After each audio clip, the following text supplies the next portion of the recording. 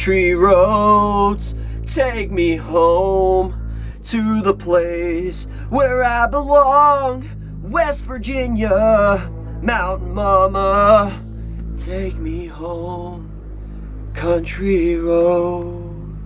Hey guys, what is going on, and welcome back to What Shall We Do Next? I'm Mike, your host, and I hope you guys are having the best day ever. Before I get started, guys, if you are new here, please subscribe if you haven't already done that. We're on the road to 89,000 subscribers, and I would love you to join me on this journey. So hit subscribe and join the fam. And also, guys, go follow me on all my social media. Links are in the description. I have Facebook, Twitter, Instagram, and even Snapchat, so go follow me on all of those. And as you guys know, I recently started a Facebook account, so you can add me on Facebook, and we can be Facebook friends, so go do that. Link is in the description. And finally, be sure to turn on the notification bell right next to the subscribe button. That way you get notified every time I upload a video. Thank you. But once again, I am coming back at you guys with another creepy video, and today we are talking about another scary story. And this scary story is called The Whispers.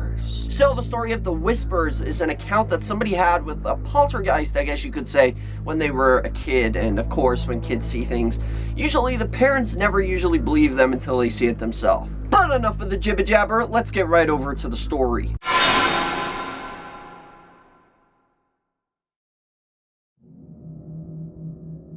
The Whispers. This is a story I do not tell often. I promise, sincerely, that this has scarred me for life, and although I have looked into psychological explanations for what I heard and natural explanations for what occurred, they remain unsatisfactory. When I was a child, I was scared of the dark. I swore to my mother I heard voices in it. They were not evil, but they were not familiar, and so they scared me. It was not uncommon in the middle of the night for me to wake up and hear whispers, as I would call them when asking my mom. She figured that they were just bumps in the night and typical kids' nightmare material.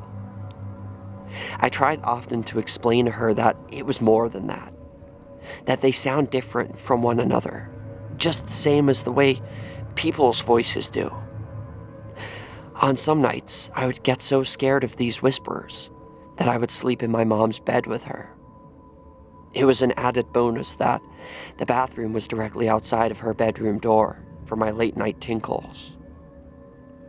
I should add at this point that when walking out into the hall to go to the bathroom, you look directly down the stairs that would lead you into my living room on the first floor, as my mom's bedroom was on the second floor.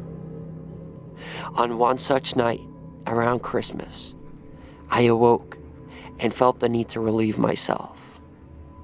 I walked out of the door and distinctly heard the phrase, "Look."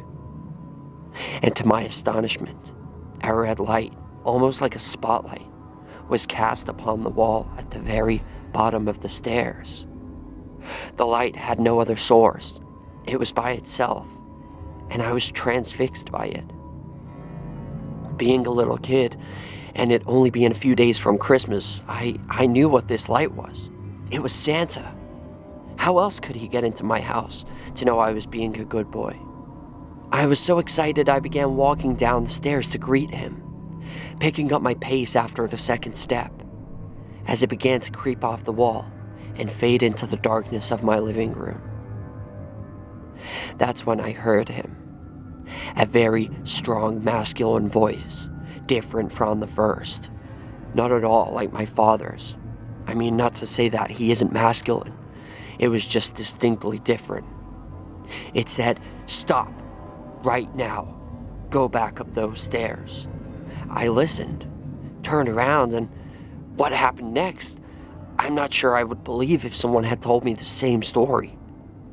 After reaching the top of the stairs, I heard a very loud crash that sent me running back to my mom's bedroom, where I jumped straight under the covers and stayed there the whole night.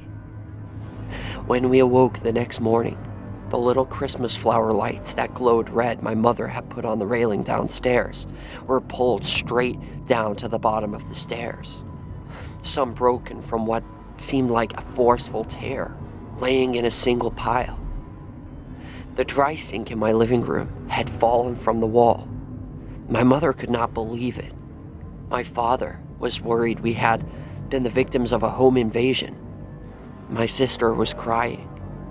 There was nothing missing. Nobody had broken in. There did not seem to be any reason that this had happened. And then I saw it. And I kept quiet about it because I was so afraid that I could not force the words out of my mouth. There, on the edge of the wooden dry sink, which had been facing up, were 3 indentations where the finish on the wood had been worn, almost as if in a forceful grip. Something down there had grabbed it and threw it down. That was the loud bang. I was mortified. After that day, I never heard a single voice again. I do not like to imagine what was waiting downstairs for me that night, if it was anything at all.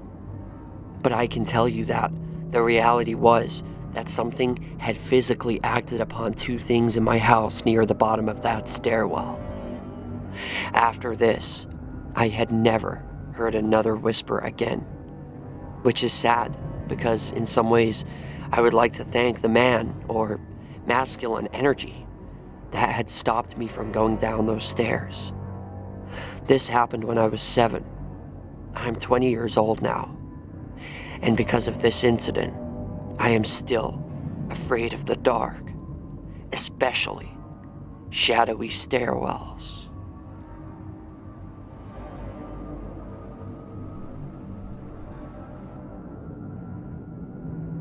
And that is the end of that. So I hope you guys enjoyed the story. I thought it was pretty creepy. I think it was just a poltergeist, but I think like maybe he had a guardian angel too. Like this thing that he thought was Santa Claus that warned him, do not go down those stairs. Like get back up the stairs. It seems like there was some kind of poltergeist in the house, like the thing that ripped off the wall and stuff like that. That was obviously a poltergeist, because like that's what a poltergeist is. Like they can do things like that, like physically like break things and destroy things in your house, and they're pretty dangerous. But like this thing that spoke to him and stopped him from going down the stairs, it was like maybe the voices were actually warning him, like, because these voices, he said they were not evil. These voices must have been something else, and they also had this like demonic force in the house at the same time, which is pretty messed up, pretty creepy. But whatever stopped him going down those stairs, that sounds to me like some kind of guardian angel. I don't know. But my question to all of you for question of the day is, what do you think it was like that was destroying the house, and what do you think it was that stopped him from going down the stairs? Let me know in the comment section. That is question of the day. But thank you guys so much for watching. I hope you enjoyed this video. If you did, please slap a like on it. Let's see if we can go for 68 billion likes on this video. I would really appreciate that. And if you guys didn't see my previous video, I did the Annie 96 is calling. After many months of people asking me to do it, I finally got around to doing it. It was pretty intense, but if you guys want to watch that video, my reaction to it, click on the outro right about here when it comes on, and you can go and watch that. Or if you just want to watch another random video, you can click this side and it will do that too. But remember, the most important thing of all, guys, chase your dreams. I love you all. Don't let anybody bring you down, and I'll see you back here tomorrow for another video. Peace out.